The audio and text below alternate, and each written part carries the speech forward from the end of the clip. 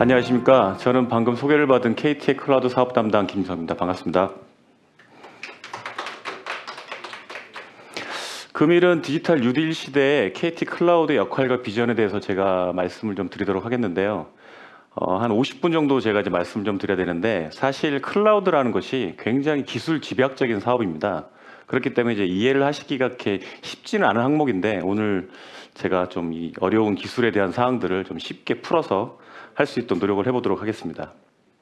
먼저 디지털 혁신에 대한 이야기를 좀 말씀 좀 드리고요. 거기에 맞춰서 KT 클라우드가 DX 추진 전략을 어떻게 가져가는지에 대한 부분으로 말씀드리도록 하겠습니다. 흔히 요즘에 가장 큰 화두가 되는 단어가 DX라는 단어입니다. 이 정확한 의미로 DX는 디지털 트랜스포메이션을 이야기를 하는데, 단순히 디지털 트랜스포메이션만 이야기를 하게 되면 DT라고 그러는데, 왜 DX라고 되냐면 for all everything이라는 단어를 쓰기 때문에 DX라고 표현을 지금 하고 있죠. DX의 특성을 보게 되면 전통적으로 사업들을 영위할 때 비즈니스를 가지고 있는 영역에다가 디지털 기술이 접목을 하게 되면서 크게 보면 세 가지 관점에서 어프로치를 하고 있습니다. 첫 번째는 고객과의 상호작용을 통해 가지고 고객의 경험을 혁신하는 데 포커스를 맞추는 것들이 있고요. 두 번째는 자사에서 운영하는 운영과 관리 프로세스의 혁신을 가져가는 부분. 세 번째는 아예 새로운 비즈니스 모델을 혁신하는 영역으로 세 가지 영역을 가져가고 있습니다. 가장 그 중에 첫 번째 이제 고객의 경험 혁신은 뭐 잘 아시겠지만, 스타벅스에 가시면 요즘에는 그 스타벅스 가서 주문을 하시는 게 옛날처럼 가서 오프라인으로 주문을 하고 받고 하는 것도 있겠지만, 지금 사실 젊은 친구들 보게 되면 모바일 앱을 통해 가지고 미리 주문을 선결제를 해놓고 나중에 가서 주문을 가져오는 그런 것도 하나의 어떻게 보면 큰 고객이 참여하는 형태의 그 디지털 혁신을 만든 거라고 볼 수 있고요.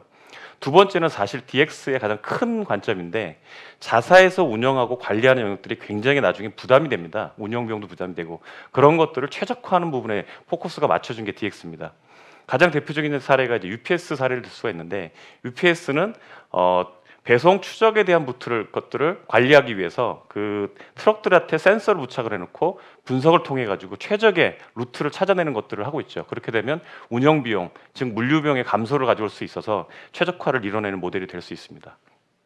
세 번째로는 이제 아예 새로운 영역의 모델 혁신을 볼 수가 있는데, 평안보험이라고 이제 중국의 보험사가 있는데, 평안보험 같은 경우는 예전에 콜센터를 운영하게 되면 굉장히 많은 사람들의 콜센터 운영 인력들이 있었는데, 이를 AI를 전격 도입을 해가지고 AI 기반에서 수리비 같은 경우는 자동 견적이 나가게끔 만들어주는 아예 새로운 영역을 창출한 형태의 모델을 만들어내고 있습니다.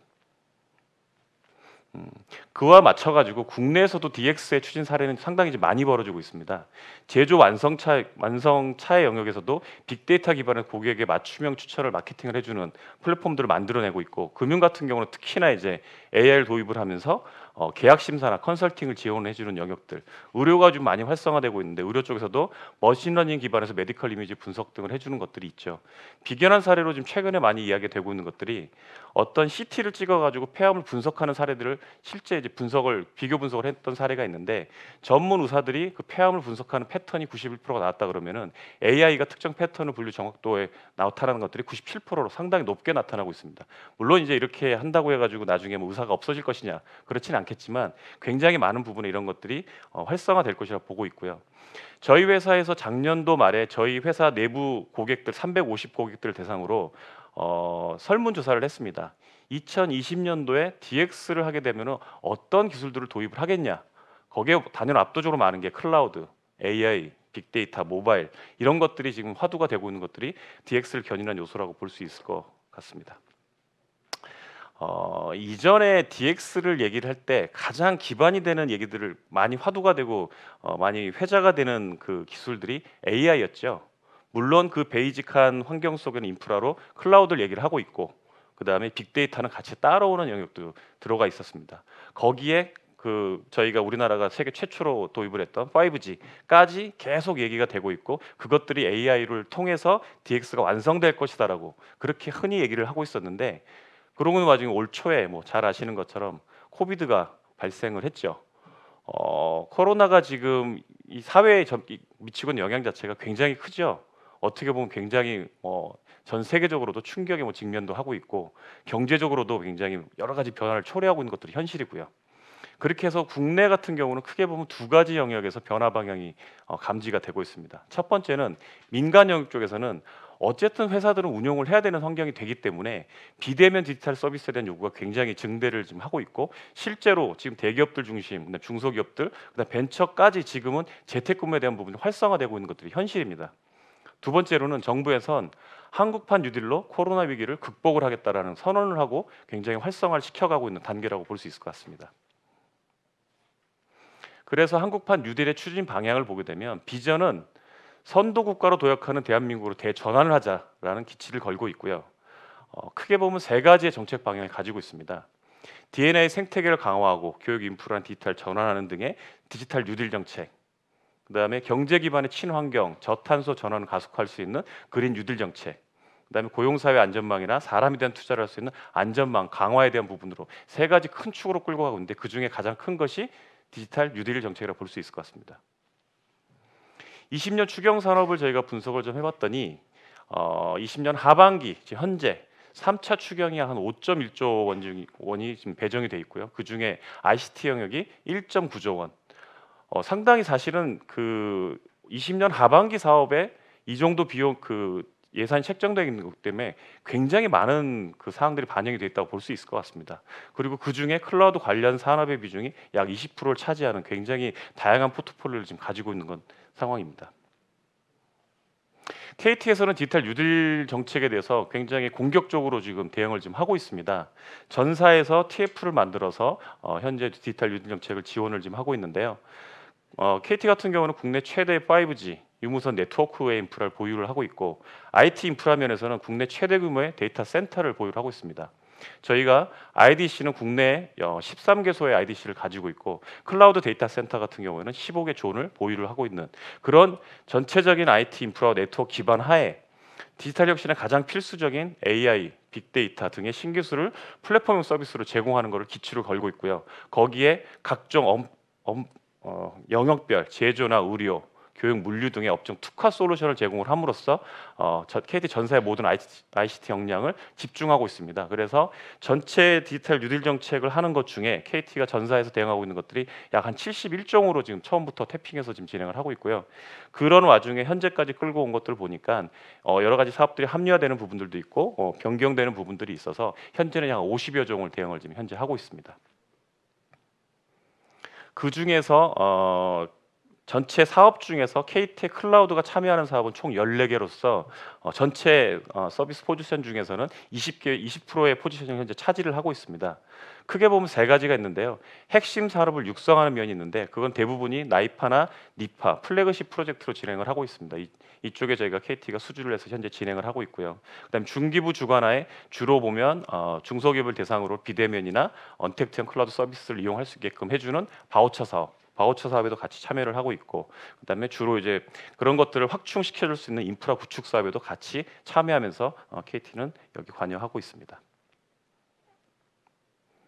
그래서 이제 KT 클라우드에 대한 부분을 말씀드리도록 하겠는데요. 뭐 이것도 비슷한 얘기긴 하지만 코비드 이전에는 아까도 말씀드렸지만 모든 게 AI였습니다. AI 이거에 의해서 모든 사업들이 벌어질 것이다. 그래서 금융도 그렇고 의료, 제조, 소매, 물류 이런 쪽들에 AI가 접목이 되면서 새로운 사업의 영역들이 창출될 것이라 보고 있었습니다.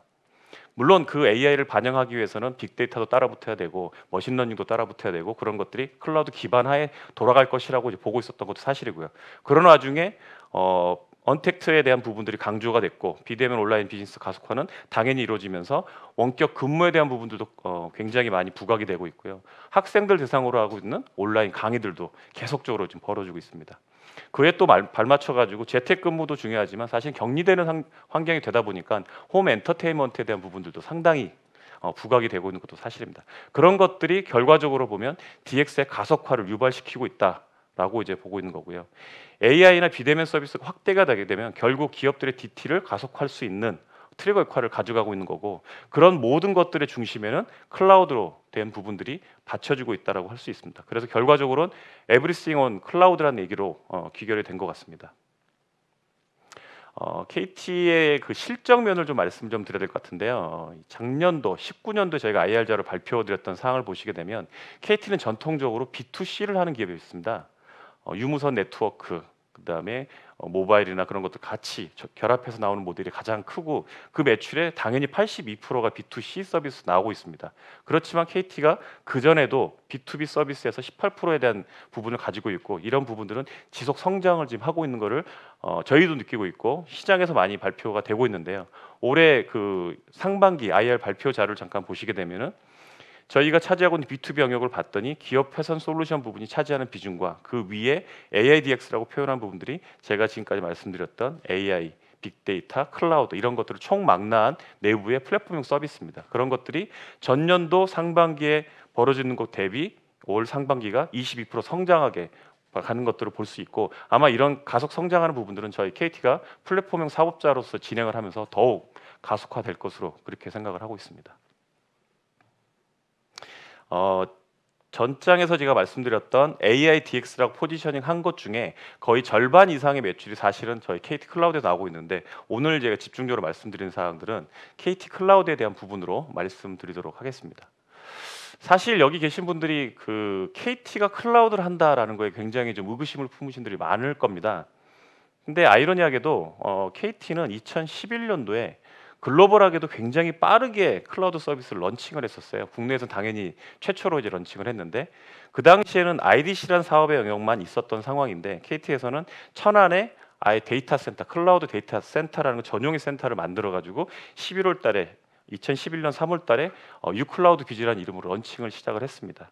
그때 어떻게 보면 이제 KT는 아마존 팔로워의 역할로서 충실했던 것 같습니다. 그래서 대외 영업을 통한 클라우드를 파는 게 아니고 AWS처럼 온라인 판매에 집중을 하면서 알아서 찾아와서 쓸 수 있는 서비스를 그때 런칭을 했었습니다. 그게 이제 흔히 말하는 퍼블릭 클라우드라고 하는 영역으로 이제 집중을 했었고요.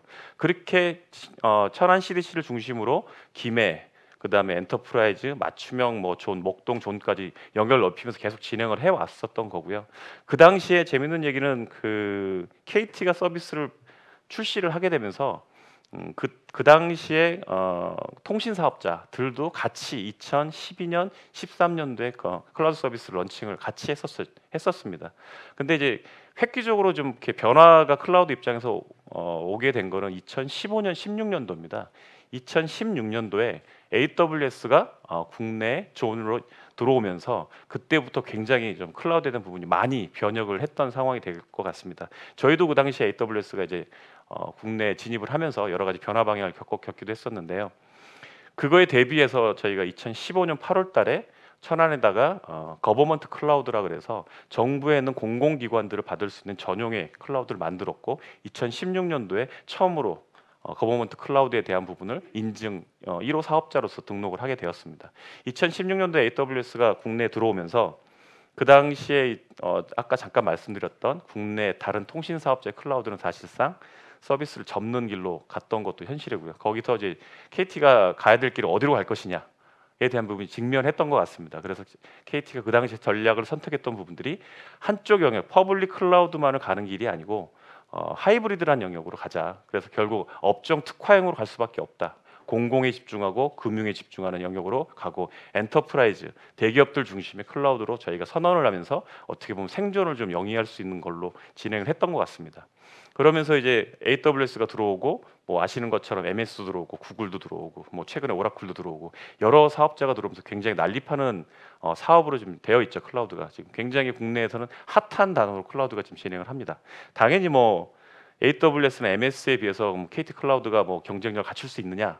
부단히 노력을 하고 있습니다. 그들은 규모의 경제를 이루고 있는 사업자이고 저희는 이제 국내에서 이런 사업들을 영위하면서 어떻게 활성화할 것인가에 대해 초점을 좀 맞추고 있다고 볼 수 있을 것 같습니다. 다행스럽게도 2017년, 18년 들어오면서 국내에서 통신 사업자들이 놨던 클라우드 시장에 대해서 인터넷 기업들, 전통적인 인터넷을 했던 기업들이 클라우드 사업으로 들어오는 또 그런 어떻게 국내 사업자들이 활성화되는 계기도 같이 가져왔습니다. 대표적으로 보시게 되면 뭐 잘 아시는 네이버, NHN 엔터 이런 기업들이 들어오고 최근에 카카오도 클라우드를 하겠다라고 이제 진입을 하면서 그런 영역들이 같이 국내 산업의 생태계를 클 수 있게끔 만들어진 게 아닌가 그렇게 생각을 하고 있습니다. 두 번째로 큰 계기는 원래 금융 같은 경우에는 개인정보보호법이 워낙 강하기 때문에 국내에서 금융 쪽에서 클라우드를 쓴다라는 건 굉장히 좀 어려운 얘기였습니다. 그런데 2017년도에 클라우드를 쓸 수는 있지만 개인정보에 대한 것들을 해결을 해라라는 게 법규로 나와 있어서 그때 KT가 선택했던 게 뭐냐면 네트워크하고 인프라를 한 회사에 독립적으로 만들어준 클라우드를 만들었습니다. 그래서 FSDC라는 걸 만들었는데 독립 전용존을 만들어서 클라우드를 금융 쪽으로 받아들였고 2019년도에는 그런 것들을 금융에서 아예 다 풀었죠. 그러면서 이제 어떻게 보면 금융도 클라우드를 본격적으로 퍼블릭 클라우드 쓸 수 있는 시대는 도입을 하고 있는 단계라고 볼 수 있을 것 같습니다. 아까 잠깐 말씀드렸던 것처럼 그 KT 클라우드는 인프라 면에서는 국내 최대를 지금 보유하고 있습니다. IDC는 아까 15개의 IDC 갖고 있지만 클라우드 데이터 센터 면에서도 CDC가 6개를 가지고 있고 그다음에 최근에 핫하게 얘기되고 있는 5G 엣지에 대한 부분도 해외하고 서부산에 2개 엣지 클라우드를 보유하고 있습니다. 전체적으로 15개 존을 보유를 하고 있는데 그 중에 하나는 미국의 LA에도 하나의 존으로서 운영을 현재 하고 있습니다. KT 클라우드 서비스 포트폴리오에 대해서는 간단히 좀 말씀드리겠습니다. 아까 잠깐 말씀드렸던 것처럼 퍼블릭 클라우드를 하고 있는 것 이외에 업종 중심의 클라우드를 가겠다고 선언을 했기 때문에 공공 쪽에 특히 이제 국내 1호의 CSAP 인증 획득을 하면서 공공기관들을 저희가 수용을 하고 있는데 지금 2016년도부터 현재까지 공공에서 나온 퍼블릭 물량들의 70%는 KT가 다 점유를 지금 현재 하고 있고요. 금융 같은 경우도 이전에 2017년도부터 맞춤형 금융 서비스를 제공하는 부분들도 있지만 2019년도에 보안 가이드라인에 의해서 퍼블릭도 쓸 수 있게끔 만들었는데 거기에 맞춰서 저희가 독립 존을 만들면서 진행을 현재 하고 있습니다. 그리고 금융 전문 컨설팅까지 같이 제공을 하면서 금융 클라우드에 대한 확산을 같이 기획을 하고 있습니다. 그리고 대기업들 중심으로 많이 쓸 수 있는 기업 전용 클라우드 여기는 특히 보안을 많이 강조를 해서 보안 서비스를 많이 고객의 요구사항에 맞춰서 집어넣은 서비스가 있고요. 5G가 도입을 하면서 센트럴 중심의 클라우드만 제공을 하는 게 아니고 모든 서비스의 인프라스트럭처를 엣지까지 전화국까지 내려가지고 제공해 주는 거를 해외하고 서부산에 제공하는 서비스를 엣지 클라우드를 만들어 가지고 있습니다. 그리고 제휴 클라우드를 계속 활성화를 시키고 있고요. 특히 맨 밑바닥에 있는 이제 KT 하이브리드 클라우드라고 하는 부분들인데요. 단순 클라우드만 저희가 서비스를 제공을 해주는 게 아니고 고객사가 가지고 있는 온프레미스형 전산실에 있는 것들과 KT 클라우드를 같이 연계시켜서 갈 수 있는 하이브리드 클라우드까지 제공을 현재 하고 있습니다. 전체 고객에 대한 부분인데요. 뭐 고객들이 자기 본인들이 이렇게 어나운스되는 걸 별로 좋아하지는 않지만 전체 한 7천여 개 고객들을 저희가 보유를 하고 있습니다. 재밌는 거는 AWS는 AWS가 고객을 홍보를 하는 게 아니고 고객이 나는 AWS를 썼다라고 좀 많이 이야기를 하는 건 혹시 아시는지 모르겠습니다. 이렇게 시장에서 이미지가 고객들이 나는 AWS를 써서 클라우드를 합니다라고 하는 거를 그 이노베이션의 어떤 혁신의 이미지로 좀 받아들이시더라고요. 근데 이제 뭐 저희 국내 사업자들이 한계일지 모르겠지만 저희가 보유하고 있는 기업들은 이렇게 저희가 어나운스 하지 않으면 잘 나오지 않는 뭐 그런 특성을 가지고 있습니다. 크게 보면 몇 가지만 말씀드리면 그 서울시에서 혹시 그 타보셨는지 모르겠는데 공공 따릉이라 그러죠. 공공 자전거. 그 따릉에도 저희 KT 클라우드에 G 클라우드 쓰고 있고요. 그다음에 엔터프라이즈 쪽에서 가장 많이 쓰고 있는 게 여러분들 뭐 삼성 폰 쓰시면 뭐 페이 있으시잖아요. 그 S사의 페이도 저희 클라우드를 써가지고 메인 시스템을 현재 운영을 하고 있습니다. 그래서 전체 보면 7천 고객 정도가 저희 걸 쓰고 있는데 사실 굉장히 많죠. 7천 고객이 쓰고 있다는 것 자체도 굉장히 크지만 이런 것들이 10년간 유지를 해오고 있다는 게 어떻게 보면 운영 역량에 대한 향상, 그다음에 이들을 통해서 저희가 계속 성장을 할 수 있는 배경을 가지고 있다라고 볼 수 있을 것 같습니다. 저희 자랑을 좀 해야 될 것 같은데요. 클라우드 사업자들은 클라우드 사업을 하기 위해서는 네트워크가 수반되는 데이터 센터에 입점을 해야 됩니다. 그걸 흔히 말해서 코로케이션이라고 표현하거든요. 예를 들면 아까 얘기했던 A사나 뭐 글로벌 M사들이 국내에 들어오게 되면 어디를 찾아가야 되냐면 통신사에 찾아와 가지고 IDC 서비스를 하기 위해서 계약을 해야 됩니다. 그게 뭐 저희 회사일 수도 있고 뭐 다른 IDC 제공해 줄 수 있는 회사들일 수도 있겠죠.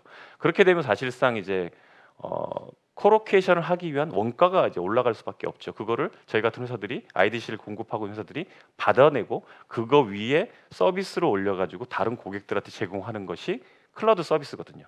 그럼 클라우드 서비스 프로바이더들은 어쩔 수 없이 국내 사업자든 국외 사업자든 통신사의 IDC에 입점을 해가지고 서비스를 해야 되는 그런 형상을 가지고 있죠. 그런데 국내의 통신 사업자들은 IDC는 또 갖고 있어요. 근데 아까 말씀드렸던 것처럼 그 회사들도 예전에는 분명히 클라우드 서비스를 제공을 했는데 다 이제 어떻게 보면 좀 내려놨죠. 서비스가 없는 상황이다 보니 클라우드 서비스가 없는 상황이다 보니 최근에 화두가 되고 있는 ABC 플랫폼들, AI 빅데이터 클라우드 플랫폼들을 공급을 하려고 그러면 자사에 새로 또 만들어야 되는 형상을 하든지 아니면 글로벌에 있는 CSP사들을 결합을 해가지고 뭔가 서비스를 내놔야 돼요. 그게 대표적으로 요즘 5G 때문에 많이 얘기가 나오고 있는데 뭐 S모 통신사에서 AWS의 어떤 서비스랑 웨이브랭스라는 서비스를 결합해서 뭐 어디다가 하이닉스 어디다가 설치하겠다. 그런 것들이 괜히 나온 것들이 아니거든요. 결국 엣지 통신사 입장에서는 5G를 가지고 있는데 클라우드가 없다 보니까 엣지 솔루션을 제공해 줄 수 있는 클라우드 사업자랑 결합해서 나가는 모델. 그다음에 클라우드 사업자 입장에서는 데이터 센터가 없으니까 데이터 센터 입점을 해서 나가는 모델. 결국 그게 이제 둘이 결합하면 시너지가 날 수도 있는 얘기가 되지만 반대로 말하면 찾아야 되는 이슈가 있죠. 근데 KT는 국내에서 클라우드하고 데이터 센터, 네트워크까지 통합으로 제공할 수 있는 유일한 사업자입니다. 현재. 글로벌하게도 보면 사실 이렇게 전체를 제공하고 있는 사업자는 그렇게 많지는 않습니다. 뭐 대표적으로 보면 중국의 차이나텔레콤 정도, 나머지는 다 지금 말씀드린 한쪽 영역이 빈 영역으로 서비스를 제공을 하고 있습니다. 그렇게 하다 보니까 장점으로 될 수 있는 건 어떤 게 있냐면 가장 고민을 하고 있는 부분들이 뭐냐면 그 고객 입장에선 인프라를 여러 가지 계속 확충을 해나가야 되고 네트워크까지 같이 써야 되다 보는데 비용 최적화를 어떻게 할 것이냐에 대한 부분이 가장 화두로 올라오고 있습니다. KT 쪽에서는 그런 것들을 봤을 때 인프라를 많이 쓰시는 분들이 트래픽까지 많이 네트워크를 많이 쓰는 상황이 오게 되면 한쪽 영역을 저희는 할인을 해드리는 정책을 드리죠. 결국 이제 고객의 비용 최적화를 지원해주는 부분들이 있다라고 말씀드릴 수 있을 것 같고요. 두 번째로는 IDC 입점되어 있는 고객들이 요즘 또 클라우드를 많이 씁니다. 그러면 두 가지를 같이 쓰는 모델이 나올 수 있고 또 하나 더 가서 내 내부의 전산실에서까지 쓰게 되면 세 군데 데이터 센터를 가지고 있으면서 서비스를 공급하는 기업들도 늘고 있거든요. 그런 것들을 하이브리드나 멀티 클라우드 관점에서 어떻게 지원해 줄 거냐도 공급자 입장에서 굉장히 고민거리 중에 하나고 서비스를 공급받는 기업들 입장에서도 그런 것들이 굉장히 어려운 부분에 있는 것도 사실입니다. 그런 것들에 대한 부분들 뒤에서 설명드리겠지만 하이브리드 멀티 클라우드를 저희는 KT는 완벽히 지원이 가능하다. 그리고 아까 말씀드린 클라우드 IDC 네트워크의 통합 운영 관리를 할 수 있기 때문에 엔드투엔드로 서비스를 공급이 가능하다는 장점을 가지고 있습니다. 마지막으로는 5G 서비스를 통해서 뭔가를 한다는 이야기 많이 하고 있지만 뭐 최근에 신문 기사도 많이 나오지 않습니까? 과연 5G가 우리 국민들한테 어떻게 체감을 해줄 수 있는 게 뭐가 있느냐에 대한 부분이 많이 나오고 있는데 B2B형 5G 서비스를 해외하고 서부사는 저희가 만들어 오면서 서비스 모델을 계속적으로 만들어내고 있습니다. 그래서 고객 체감형 서비스를 만들어내는 것도 가능하다 이렇게 말씀드릴 수 있을 것 같습니다. 두 번째로는 KT 내부에 대한 상황이 외부로 보여지는 모습입니다. KT 기업이 뭐 아시겠지만 나름 회사 규모가 상당히 좀 큽니다. 저희도 자회사까지 포함하면 약 46개사까지 가지고 있는 그룹이거든요. 근데 그 내부에도 많은 전산 시스템을 가지고 있죠. 그리고 뭐 간단히 말씀드리면 유무선의 고객들 다 합쳐가지고 있는 DB만 해도 뭐 전체적으로 합치면은 몇 천만의 DB를 가지고 있을 정도로 큰 인프라 스트럭처 규모를 가져야 되는 사업자입니다. 저희가 2011년도에 사업을 했지만 대외 사업에 집중을 하다 보니까 내부에 있는 서비스에 대한 부분들 좀 소홀했던 건 사실했던 것 같아요. 근데 2017년도에 회사 내부적으로 클라우드 퍼스트 정책을 제가 내부적으로 펼쳤습니다. 그래서 클라우드 퍼스트 정책에 의해서 신규로 서비스 도입하는 것들은 무조건 클라우드를 통해서 서비스를 만들어내는 그런 것들이 있고 그런 서비스들이 굉장히 큰 서비스가 많습니다. KT는 큰 서비스를 클라우드 퍼스트 정책에 의해서 쭉 끌고 오다가 2019년도에는 클라우드 머스트 정책을 내놨습니다. 아예 모든 것들은 이유를 불문하고 클라우드로 만들어라. 거기서 나오는 창출되는 어떤 새로운 경험치들은 대외 판매용으로 다 돌리겠다라는 선언을 했고요. 현재는 클라우드 머스트 정책이 지켜지면서 KT에서 신규로 도입하는 모든 서비스는 다 클라우드로 진행을 합니다. 잘 아시는 기가진이 서비스 있죠. 그런 것들도 다 클라우드로 지금 현재 운영을 하고 있습니다.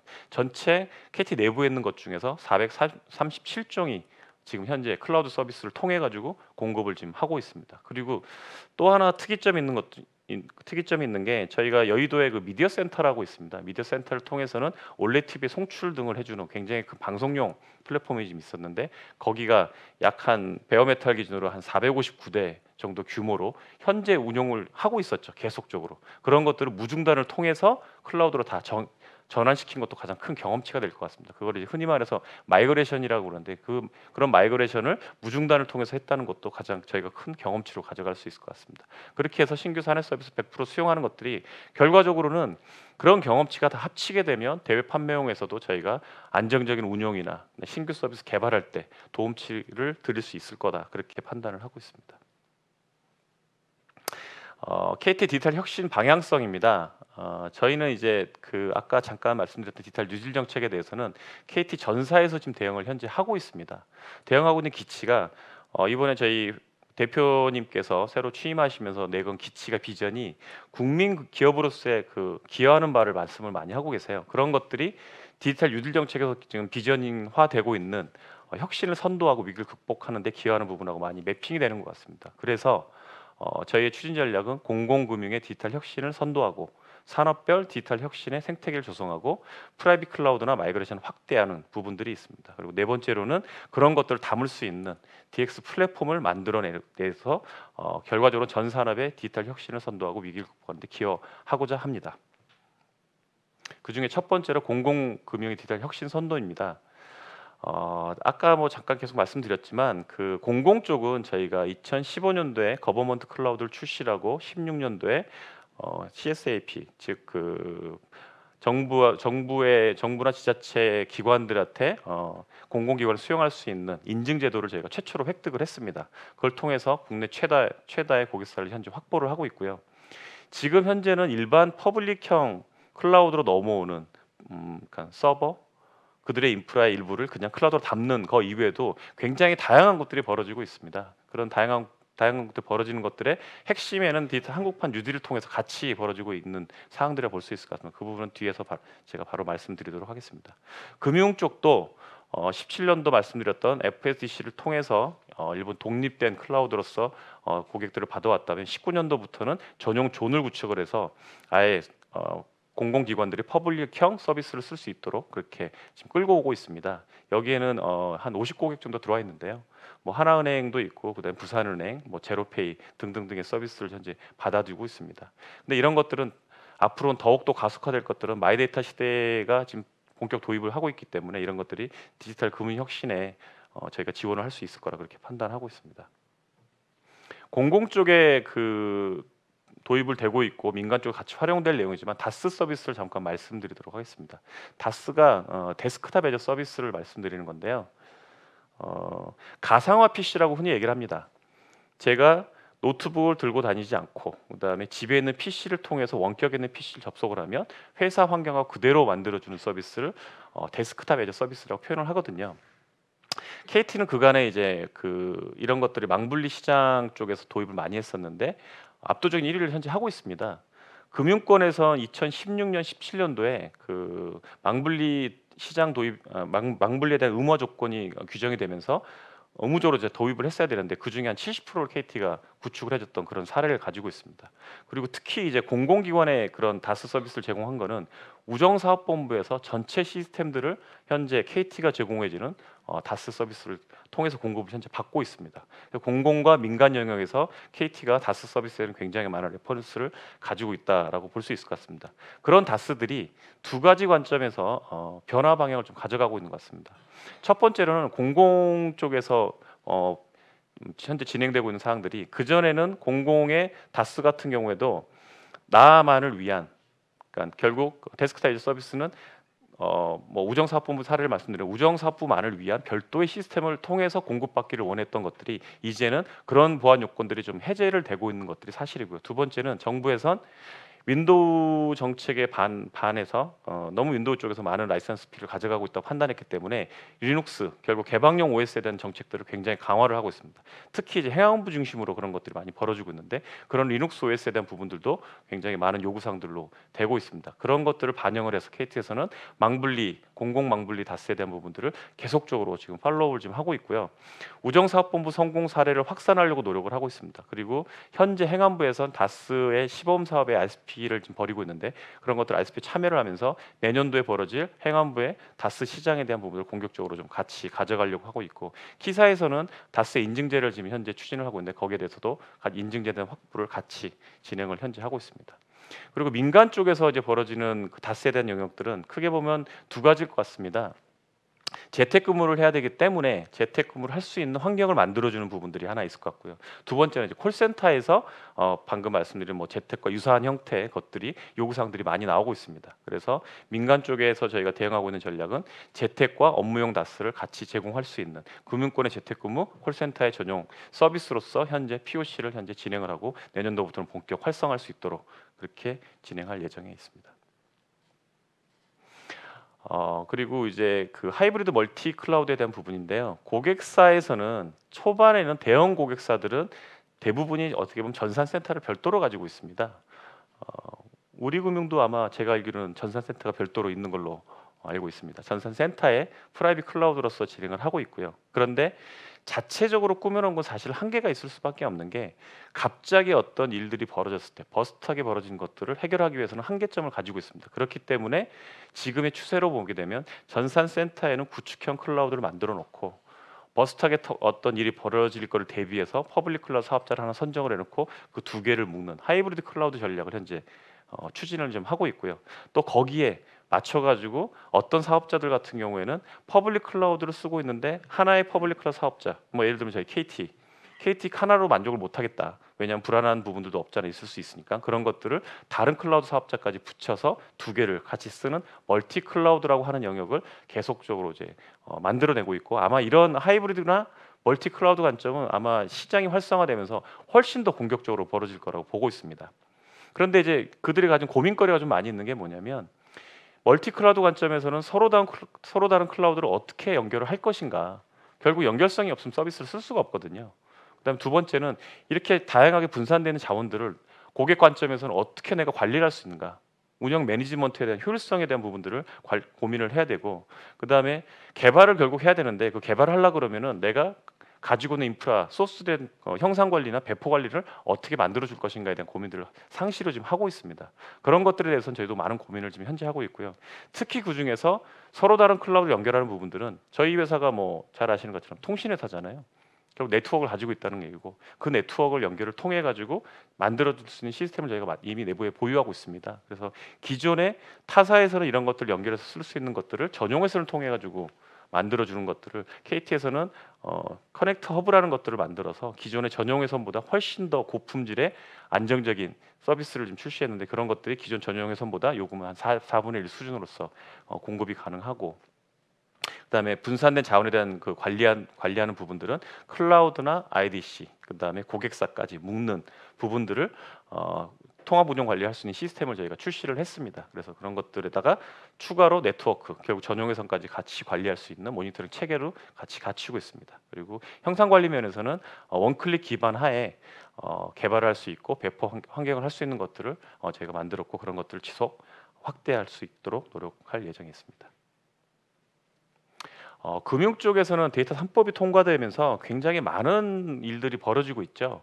그중에 이제 가장 그래도 활성화되고 있는 건 마이데이터 사업이 아닌가 그렇게 보고 있습니다. 물론 이제 공공 쪽에서도 활성화를 좀 기획을 하고 있고 다양한 각도의 시도들은 벌어지고 있는데 지금 당장 이제 눈에 보이는 거는 금융 쪽의 마이데이터 사업이 아닌가 그렇게 보고 있습니다. 그래서 마이데이터를 하려고 하는 기업들, 즉 뭐 제1금융권, 제2금융권, 그다음 핀테크 기업들 대상으로 저희가 8월 달에 금융 클라우드 마이데이터 패키지를 내놨습니다. 그 세부 내용에 보시게 되면 FSDC 같은 인프라 전용 인프라 아니면 금융 전용 조언을 통해서 퍼블릭하게 쓸 수 있는 인프라 그런 것들을 셀렉트할 수 있게끔 만들어주고 거기 위에 저희가 지금 그 웹캐시 그룹의 그 쿠콘이라는 회사하고 제휴관계 협력이 돼 있습니다. 그래서 금융 오픈 API 플랫폼을 같이 공급을 하고 거기에 필수로 따라갈 수 있는 것들이 빅데이터 플랫폼이 있는데 하둡 베이스의 플랫폼도 저희 내부에 갖고 있지만 뒤에 설명드릴 비정형 데이터를 분석을 할 수 있는 스파크 기반의 데이터 레이크 같은 빅데이터 플랫폼까지 공급을 하는 걸로 그렇게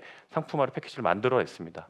거기에 가장 중요한 건 뭐냐면 이런 것들을 상품화 준다라고 될 것들이 아니고 금융보안 컨설팅을 같이 제공을 함으로써 마이데이터 사업이 어떻게 이용을 할 수 있는지 결과적으로 이런 것들이 마이데이터 사업자한테 어떻게 갈 수 있는지까지 공급을 하면서 상품을 해놨는데요. 최근에 그 상품 패키지가 8월 달에 나가고 기사화가 되면서 9월 달부터 지금 저희가 지금 태핑해서 지금 그 컨설팅을 지금 하고 있는 게 한 17종에 대해서 지금 현재 컨설팅을 하고 있고 조만간에 가시적인 성과들이 나오지 않을까 그렇게 생각을 하고 있습니다.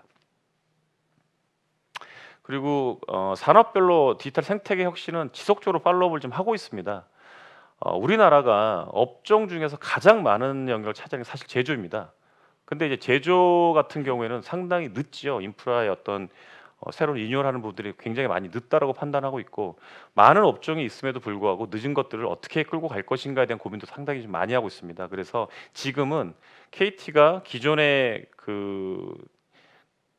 있는 솔루션 대비해서 저희가 노력하고 있는 부분들은 큰 제조 영역에 있는 사업자랑 결합을 해서, 그게 이제 저희한테는 현대중공업 쪽인데, 현대중공업이랑 같이 결합을 해서 큰 프로젝트를 이제 현재 진행을 하고 있습니다. 그런 큰 프로젝트 기반의 어떤 성공 모델 레퍼런스가 나오면 그런 것들을 쪼개서 좀 이렇게 좀 작은 중소기업들까지 같이 내릴 수 있는 서비스를 만드는 데 집중을 좀 하고 있고요. 의료 영역은 현대 아산병원하고 지금 현재 여러 가지 다양한 뭐 MOU도 체결하고 사업 모델을 지금 만들어내고 있는데, 이거는 결과적으로는 이제 의료 영역도 큰 기업하고 같이 뭔가 만들어두게 되면 결국 이게 뭐 그들 영역에서도, 의료 영역에서도 여러 가지 형태 모델로서 진화할 수 있게끔 되지 않을까. 그래서 제조 의료 쪽에 집중을 현재 하고 있고요. 거기에 이제 최근에 이제 화두가 되는 교육이나 물류 쪽도 같이 쳐다보면서 영역을 만들어내는 거를 같이 끌고 가고자 하고 있습니다. 5G 서비스는 간략히 좀 설명을 좀 드리면, 기존의 클라우드를 통해서 공급하는 것과 5G를 통해서 공급하는 것에 대한 차이를 잠깐 말씀드리면, 고객이 체감을 할 때는 어떤 서비스를 쓰든 아니면 매핑을 시켜주는 것들을 땡기든, 그러니까 뭐 예를 들면 뭐 게임이라든지 아니면 뭐 비디오 스트리밍을 받는다든지 하는 것들이 올 때는 결과적으로 센트럴에 있는 어떤 집중화된 데이터 센터에 있는 거에서 컨텐츠를 다운로드 받아야 됩니다. 그렇게 되면 간단한 다운로딩을 받는 그런 어떤 작은 파일 같은 경우는 우리나라 인터넷 환경이 워낙 좋기 때문에 큰 영향도는 없거든요. 근데 이게 사이즈가 커졌다고 생각을 해보시고 많은 사람이 이것들을 다운로드 한다고 생각을 해보시면, 중간에 있는 파이프라인들, 이 선을 통해서 들어올 수 있는 것들이 한계가 있습니다. 또 뭐 이 파이프를 넓히면 또 되니까 상관이 없지 않냐라고 하실 수 있는데, 그런 것도 있지만 이 파이프라인이 넓은 데다가 큰 컨텐츠를 딜리버리 시켜주면 이 딜리버리 시켜주는 사업자한테 고객들은 뭘 내야 되냐면 돈을 내야 됩니다. 그만큼의 큰 파일을 다운로드 할 수 있게끔 만들어 주니까. 그런 것들을 해결할 수 있는 게 5G의 엣지 클라우드라고 볼 수 있을 것 같습니다. 결과적으로 센트럴 클라우드라고 하는 어떤 중앙 집중형 클라우드는 별도로 있고, 자주 다운로드를 해줄 수 있는 것들은 고객한테 가장 가까운 쪽에다가 만들어 주는 거죠. KT로 보면 뭐 전화국이라고 볼 수 있을 것 같습니다. 그런 전화국에 어떤 스토리지나 서버를 만들어 놓고 고객이 필요로 하고 있는 것들을 직접적으로 거기서 쏴주는 형태가 되면 큰 파일들도 바로바로 보낼 수 있는, 거기에 5G까지 같이 붙여서 갈 수 있는 형상의 모델이 탄생을 할 것 같습니다. 그렇게 쓸 수 있는 게 크게 보면 이제 뭐 사업 적용 사례 두 가지 말씀드렸는데, 스마트 팩토리 쪽에서는 그 공장 쪽에 있는 다양한 형상에 있는 것들에 대한 부분들을 바로바로 그 스마트 팩토리 내에서 이루어질 수 있게끔 만들어줄 수 있는 모델이 나올 수 있을 것 같고, 애 응급의료 같은 경우에는 구급 환자를 탔는데 그것들이 5G랑 연결이 된다 그러면 구급 환자가 상태 정보에 대한 것들을 찍은 사진을 같이 실시간으로 올려보내주고 그에 대한 결과치를 받는다든지, 그런 것들이 같이 만들어지게 되면 클라우드 기반의 AI 응급의료 시스템을 만들어준다, 이런 형상으로서 처리가 될 것 같습니다. 그리고 뭐 여러 가지 이야기가 있는데요.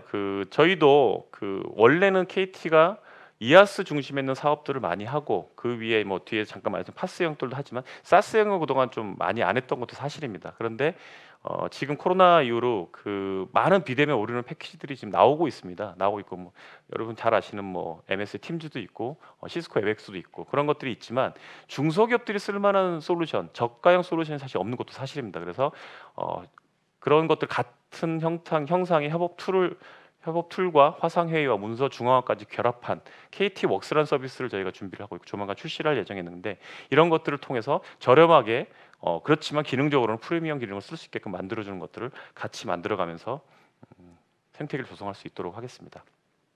클라우드를 진행하게 되면 결과적으로 마이그레이션에 대한 부분들도 같이 있는데, 가트너 쪽에서는 이아스, 파스, 사스의 영역들도 시장 속에서 굉장히 많은 가치를 끌고 갈 수 있다라고 보고 있지만, 그 중에서 마이그레이션에 해당되는 것들도 큰 시장을 견인하는 어떤 동인이라고 보고 있습니다. 그래서 그런 영역들도 같이 저희가 갈 수 있도록 노력을 하고 있고, 그렇기 때문에 최근에 이제 뭐 차주 정도 공고가 나올 것 같은데 K의 공공기관 쪽에 지방재정 시스템이 지금 구축하는 어떤 RFP가 지금 뜨려고 하고 있는데, 저희가 KT가 거기에 지금까지 운영 노하우를 포함해서 참여를 하려고 노력을 하고 있고, 최근에 이제 뭐 이것도 조만간에 기사로 나오겠지만 전체 금융 시스템 중에서 모든 전산 시스템을 클라우드로 전환하겠다 발표한 회사는 없습니다, 지금까지는. 근데 최근에 그거를 KT가 어떤 S증권 쪽에 수주를 해서 지금 계약 직전 단계에 있고요.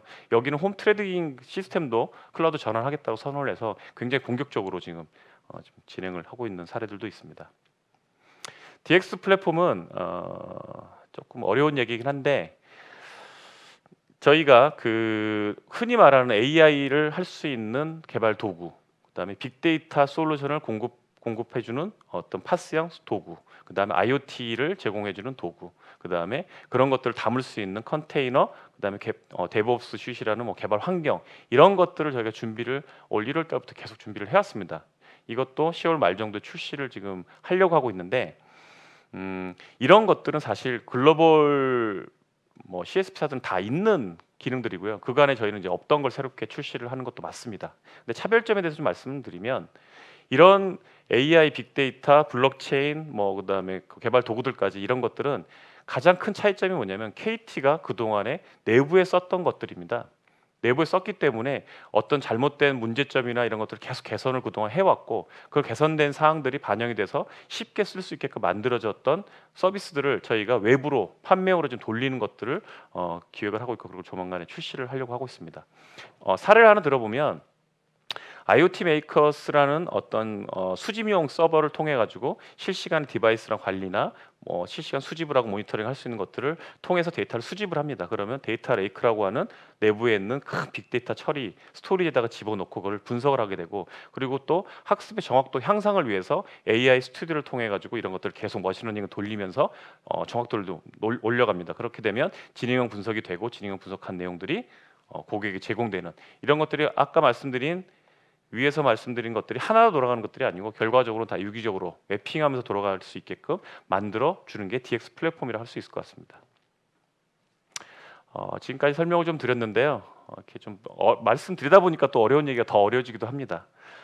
저희가 사실 국내 클라우드 쪽에서는 시장을 좀 개척을 해왔다라고 그렇게 생각을 합니다. 그래도 국내 클라우드 인식 확산에 좀 기여를 한 부분들이 2010년도부터 저희가 해왔다 그러면, 2015년도부터는 한국형 클라우드 모델은 저희가 그래도 끌고 오지 않았나. 국내 최초로 공공 쪽에도 들어갔고, 그 다음에 클라우드 보안 인증도 획득하고, 그 다음에 금융 클라우드 출시를 하고 5G 엣지 클라우드까지 만들면서 결과적으로 글로벌 CSP사에 대응해서 한국형 모델로서 경쟁을 좀 하고 있다라고 그렇게 판단하고 있고, 특히 올해부터는 저희가 전 업종별 영역, 공공, 금융, 제조, 의료 쪽으로 계속 확산을 하면서 DX 혁신으로 국내 산업 발전을 좀 기여하고자 많이 노력을 하고 있습니다. 그래서 21년도부터는 KT가 가고자 하는 DX 모델들은 국가가 진행하고 있는 모델에 맞춰서 국가의 산업 발전을 같이 견인하기도 하고, 어떨 땐 지원하는 모델로서 같이 지원할 수 있도록 하겠습니다. 네, 감사합니다.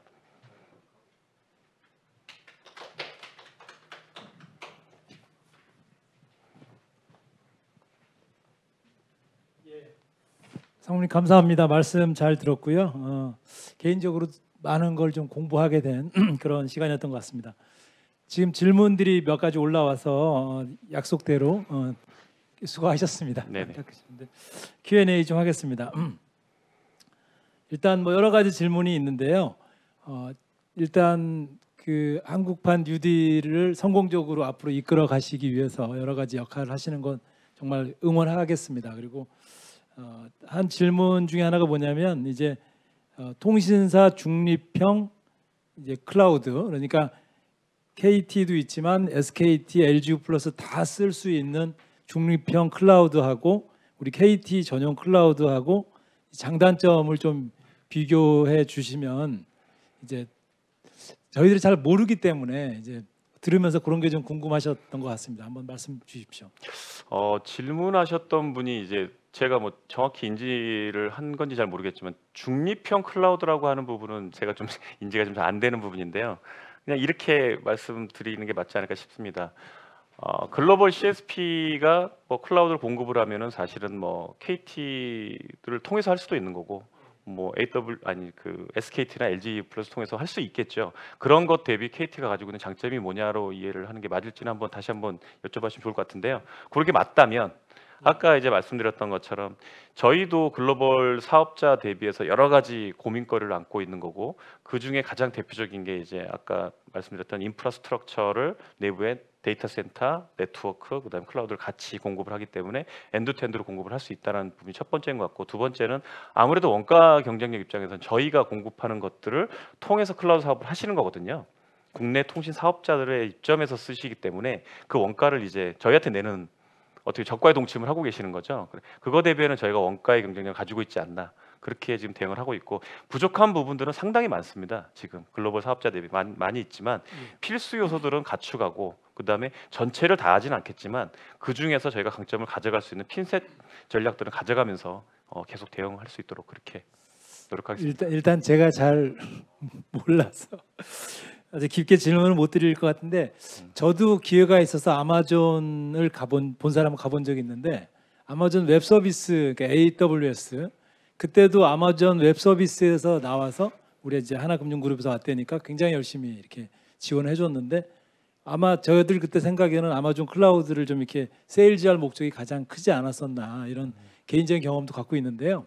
어쨌든 아마존 웹 서비스 같은 이제 글로벌 회사들 지금 아까 말씀하신 대로 통신망은 없죠. 통신사는 없습니다. 아니지만 네.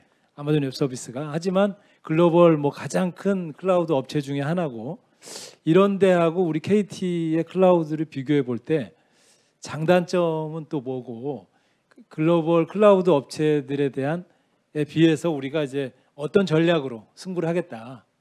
그런 말씀 좀 부탁드리겠습니다. 사전에 사실 말씀드렸던 거랑 거의 같은 개념의 같은 내용인데요. 예.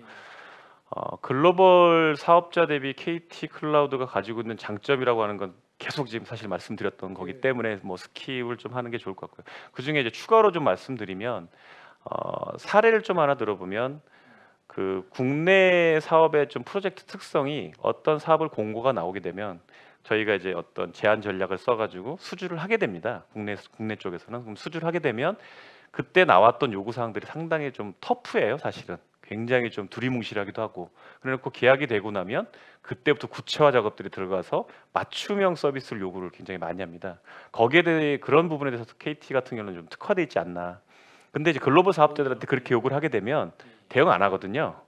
표준화 서비스도 아니고 그리고 왜 계약이 된 내용에 어나더를 요구를 하느냐 이런 식으로 나오기 때문에 이제 그런 부분들에 대해서는 국내 SI 사업자가 뒤에 AWS를 가지고 SI형 서비스로 수준하는 그런 영역들로 들어가다 보니까 거기에 대비해서는 저희가 장점이 있지 않나라는 생각을 하고 있고요.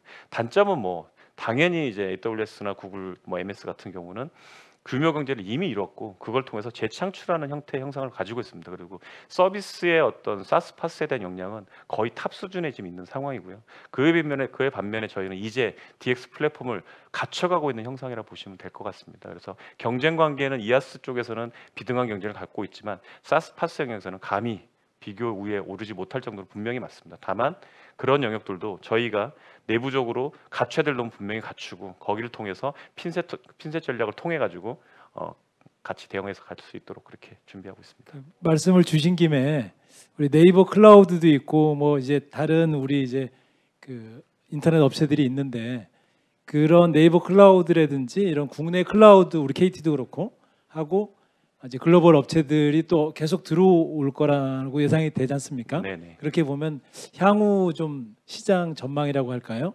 어떻게 보고 계십니까? 국내 클라우드 사업자가 2017년도부터 들어오고 있고 최근에는 이제 카카오 엔터프라이즈까지 이제 클라우드 사업자로 이제 등재되면서 진행을 하고 있는데 사실 굉장히 국내 사업을 해오고 있는 사업자 입장에서 보면 고무적인 현상으로 보고 있습니다. 왜냐하면 혼자만의 싸움을 통해서 글로벌 사업자 경쟁을 한다는 건 있을 수 없는 얘기고 그리고 최근에 디지털 뉴딜 정책의 그 어떤 이면에는 국가적으로는 분명 이 산업에 대한 활성화를 국내 사업자들 중심으로 하려는 속내가 있다고 판단하고 있고요. 거기에 KT도 그렇고 뭐 네이버 클라우드, 카카오 엔터프라이즈, NHN까지 이런 사업자들이 적극 대응을 하면서 활성화를 만들어낼 수 있는 계기는 분명히 존재를 할 것 같습니다. 다만 이제 이런 사업자들이 그 클 수 있는 영역은 좀 이렇게 한정적인 것도 사실이에요. 공공 쪽, 금융 쪽 이런 어떤 캡티브 시장 쪽이라고 볼 수 있는 그런 컴플라이언스 시장 쪽에서는 저희가 굉장히 강점을 가지고 있는 것도 사실이고요. 근데 이제 무한 경쟁을 해야 되는 영역들도 분명히 존재를 하고 있습니다. 그런 영역 저희가 좀 많이 밀리긴 하지만 내실을 다지게 되면 베이직한 힘을 바탕으로 해서 결과적으로 이런 데서도 싸움을 할 수 있는 경쟁을 할 수 있는 계기가 되지 않을까 그렇게 보고 있습니다. 아까 상무님 처음에 말씀하실 때 우리 일반 기업들은 아마존 웹 서비스를 쓰는 거를 자랑으로 이렇게 얘기한다고 할 정도로 어쨌든 글로벌 시장에서 브랜드 파워는 큰 차이가 있을 것 같습니다. 그래서 그런 면에서는 뭐 열심히 이렇게 잘해 주시길 응원하겠습니다. 국내 기업들에게. 다른 질문 한두 가지 더 여쭙겠습니다.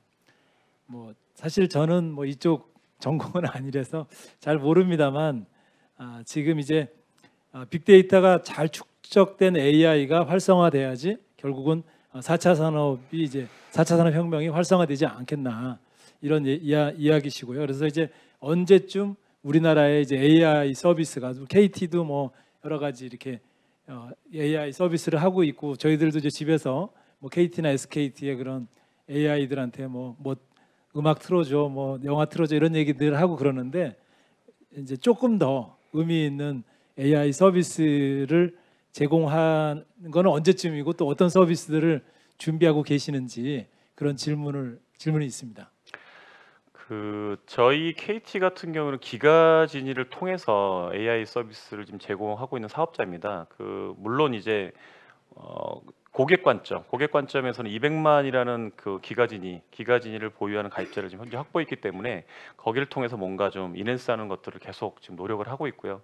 이런 것들이 단순히 집에 있는 TV를 통해서 음성 인식을 통한 서비스로만 국한되지 않고 최근에 뭐 아시는지 잘 모르겠지만 저희가 여러 호텔 쪽으로도 연동을 해가지고 기가진이를 확산시키는 것들을 하고 있고요. 그런 것들이 또 스마트 팩토리 쪽에도 결합시키는 다양한 그 이종 산업 간의 결합을 통해 가지고 서비스를 만들어 내고 있습니다 현재. 그리고 다른 사업자들도 동의할 것이라 보고 있는데 아까 잠깐 말씀하셨던 그 빅데이터 활성화하고 인공지능하고 조금 좀 다르게 볼 수밖에 없는 게 그 빅데이터의 활성화하는 부분들은 결과적으로는 지금 마이데이터 사업들이 확산되면서 데이터들이 많이 쓸 수 있게끔 돼야 그런 사업들이 활성화될 것이고 지금 제일 많이 나오는 얘기가 데이터는 많은데 쓸만한 데이터가 없다. 이런 말을 많이 하거든요. 그래서 결과적으로 쓸 게 없다 이런 말들을 말씀 많이 하시는데 정부에서도 그런 면에서 굉장히 노력을 많이 하고 계십니다.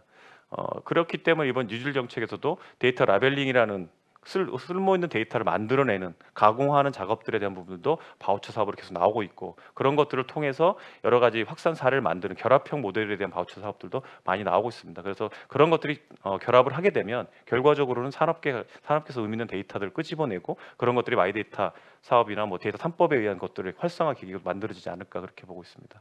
예. 뭐 또 이제 다른 질문 말씀드리겠습니다. 데이터 3법 처리로 빅데이터 산업이 활성화될 수 있을까요? 뭐 이런 사실은 저는 데이터 3법을 잘 모릅니다만 일단 저희가 질문자이기 때문에 아까 데이터 3법에 대한 설명도 해주셨는데 그걸로 과연 이제 빅데이터 산업이 활성화되겠나 이런 질문 해주셨습니다. 방금 그 질문 나올 줄 알았으면 답변 안 드릴 거 그랬어요. 그 데이터 3법이 개정이 되면서 제일 서로 이제 고민하고 있는 거죠. 정부도 고민하고 있고 여기 참여하고 있는 사업자들도 고민하고 있고 뭐 금융 쪽도 고민하고 있는 것들이 내가 가진 데이터를 다른 이종 간에 결합을 해서 뭔가 가치를 끄집어내야 되는데 그 가치를 끄집어내기 위해서는 그런 것들이 의미 있는 데이터라는 걸 확인하고 연결시켜주고 또 조인시켜주는 것들도 필요하고 여러 가지 형태의 것들이 같이 벌어져야 되는 거거든요. 그러면 그런 것들에 대해서는 정부에서 과제화를 통해 가지고 확산시키는 것들도 하고 있는 거고 저희 같은 사업자들도 내부적으로는 어떤 걸 통해서 가치를 끌어낼지에 대한 고민을 계속 하는 거고 또 금융 쪽에서는 마이데이터 사업 같은 경우를 할 수 있게끔 여러 가지 통신용 데이터, 금융 데이터, 뭐 이용 요금에 대한 데이터 이런 것들을 결합해서 뭔가를 하려고 저희도 뭐 그런 것들에 대한 컨설팅을 해드리고 이런 것들이 종합적으로 매핑이 돼야지만 사실은 활성화가 될 수 있을 거라 보고 있고 계속적으로 뭐 계속 나오는 얘기가 의미 있는 데이터를 끄집어내는 게 먼저 선행이 돼야 되기 때문에 거기에 먼저 집중을 하고 여러 가지 결합 모델에 대한 것들이 같이 이제 이루어졌을 때 진정한 마이데이터의 어떤 데이터 3법에 의한 활성화가 되지 않을까 그렇게 보고 있습니다. 앞으로도 이제 갈 길이 상당히 있다는 말씀 같고요. KT에서 잘 이렇게 선도해 주시길 바라겠습니다. 마지막 질문입니다. 지금 데이터 양과 비례해서 이제 AI 지금 또 계속 데이터 얘기인데요. 데이터 양과 비례해서 AI와 이제 머신러닝 이런 것들이 진행되는데 지금 KT의 머신러닝 이제 결국은 데이터 양이 지금 한계도 있겠으나 계속 또 AI의 지능 속도도 빨라지고 있기 때문에 KT의 그 머신러닝 수준은 어떤 수준이고 글로벌하고 비교를 해보면 우리나라 인터넷 기업들이라든지 그러니까 디지털 플랫폼 기업이라든지 아니면 통신사들의 AI의 그런 학습 수준은 어느 정도로 봐야 되는지 또 여쭤봤습니다. 네. 저희가 그 일반적으로 고객에게 제공하고 있는 AI형 서비스를 뭐 기가진이 음성 인식이죠. 결국 음성 인식을 가지고 제공을 해주는데 그 머신러닝이라고 하는 것들은 결과적으로 얼마나 학습을 시켰는가에 따라서 그 결과값이 바뀝니다. 초기에 기가진을 저희가 내놨을 때 음성 인식 그 수준하고 지금의 수준 완전히 다른 레벨로 갔다는 거죠. 저희 내부에도 그런 것들을 학습시킬 수 있는 굉장한 다양한 인프라들을 구축을 해놓고 지속적으로 학습을 시키고 있습니다. 그 결과값들이 일주일에 3번 배포를 하고 있거든요. 저희가 그 정도로 학습의 단계는 계속 좀 이렇게 올라가고 있다고 보시면 될 것 같고 지금은 뭐 써보시면 사실 알거든요. 그 기가진이의 뭔가를 얘기를 했을 때 그거에 대한 인식률은 거의 제가 볼 때는 뭐 저희 집에서 많이 쓰고 있지만 뭐 실패 확률은 거의 없는 수준까지 오지 않았나 그런 말씀을 드릴 수 있을 것 같고요. 그런 것들 뭐 지속 팔로우업을 좀 해야 될 거라고 보고 있습니다. 다만 이제 산업계의 입장에서 보면 정부에서 그 나이파를 통해서 AI GPU 사업들을 작년도부터 올해까지 확산 사업을 하고 있습니다. 이런 GPU 이런 그 머신러닝을 돌리기 위해서는 GPU라고 하는 별도의 인프라스트럭처가 사용을 해야 됩니다. 근데 굉장히 고가입니다. 그렇기 때문에 일반 기업이 이걸 사가지고 쓰기에는 부담스럽기 때문에 정부에서는 작년도 올해 2차년도까지 해서 정부에서 돈을 대면서 이런 것들을 지원해주는 사업을 하고 있고요. 그런 것들이 하나의 어떤 팜을 만들어 놓고 제공을 해주지만 나중에는 이게 계속 이제 다른 수요기업들까지 확산을 시키는데 도움을 준다 그러면 국가적으로는 이제 굉장히 많은 사업자들이 그런 수준까지 올릴 수 있는 계기를 정부 주도하에 지금 현재 진행하고 있기 때문에 같이 커가지 않을까 그렇게 생각을 하고 있습니다. 예. 뭐 아까도 시작할 때도 말씀드렸지만 미중이 디지털 패권 전쟁을 하고 있고요. 우리나라도 이제 디지털 뉴딜을 통해서 절대 뒤지지 않는 그런 디지털의 그런 미래를 이제 KT와 많은 기업들이 이끌어 주시길 바라겠습니다. 너무 아쉽지만 시간 관계상 질의응답도 이걸로 마치고요. 오늘 이제 우리에게 너무 큰 도움이 되는 좋은 강의를 해주신 우리 김수성 상무님께 다시 한번 박수로 이 시간을 마치겠습니다. 감사합니다. 감사합니다.